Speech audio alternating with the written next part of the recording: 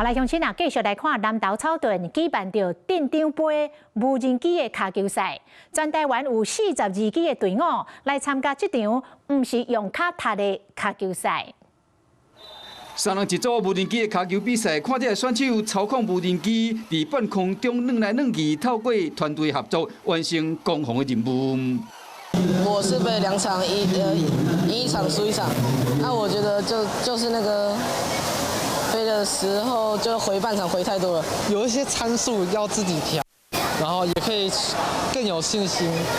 去發掘到